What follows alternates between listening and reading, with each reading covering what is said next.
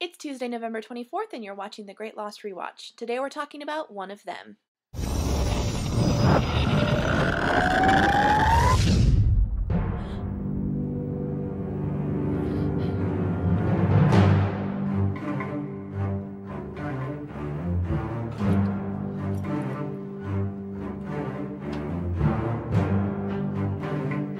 This is a Saeed-centric episode, and his flashbacks take place when he is serving as a soldier as a 23-year-old in Iraq. The U.S. Army wants to know where one of their pilots are, so they force Saeed to torture his superior officer. Really funny when Saeed says, "I'm never going to torture anybody ever again."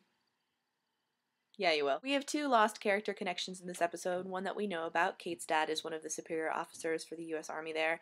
And one that we will know about in the future. Kelvin is there. Back on the island, the secondary story that's going on is that Sawyer is really annoyed by this tree frog. And while looking for it, he comes across Hurley, who has all this hidden food left over from the Dharma Initiative, including their ranch dressing. Sawyer promises not to tell the camp that Hurley has hidden food if he helps him find this tree frog. And they find it, and then Sawyer, crushes it. The most important story going on is that Rousseau comes to find Saeed because she has caught what she believes to be an other, and we are introduced to the character of Henry Gale. My name is Henry Gale. No, it's not. I'm from Minnesota. No, he's not. Whatever you think I am, I'm not. Yes, he is. So Henry Gale tells us that he crashed on the island 4 months ago with his wife in a hot air balloon. Henry Gale, hot air balloon, the Wizard of Oz, nudge nudge, wink wink. So Saeed cuts Henry down from the net and Rousseau shoots him with a bow and arrow. Saeed takes Henry to the hatch, which isn't really a hatch.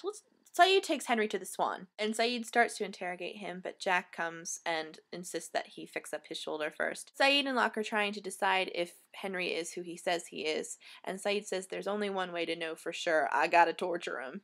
My name is Saeed Jarrah. My name is Inigo Montoya. And I am a torturer. Prepare to die.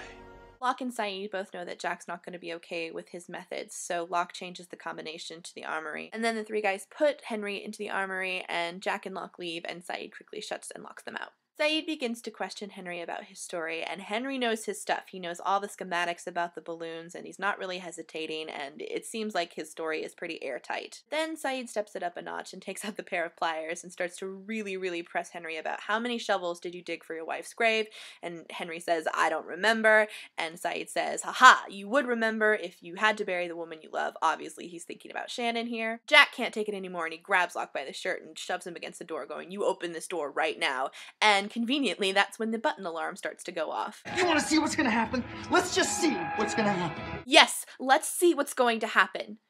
Oh wait, what happens is really bad, isn't it? Yeah, it's really bad. We don't want it to happen. But at the time, yes, let's see what's going to happen. Locke eventually succumbs to the pressure of the button pushing, and he opens the armory, and then he goes and runs to push in the numbers, and he's a little bit late, and after it goes to 0, the button countdown shows these hieroglyphics. By the way, all those characters put together is loosely translated to Underworld. Saeed is convinced that Henry Gale is an other, and he tells Charlie that because when he was beating the crap out of him, he felt absolutely no guilt for what he was doing. And he goes on to talk to Charlie about how he can't explain the urgency of the situation because it seems that people have forgotten that, the others hung Charlie by his neck to die and they abducted Claire.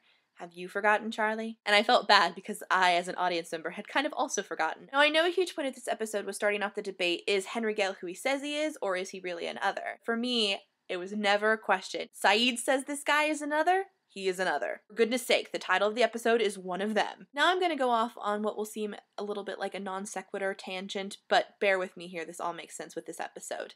So the season 2 premiere to this day remains the highest rated episode in the history of Lost.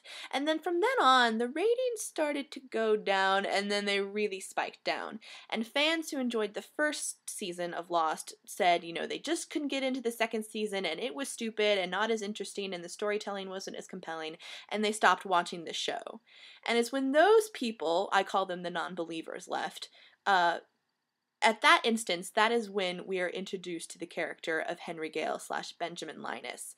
And it's at this point I remember thinking, suckers.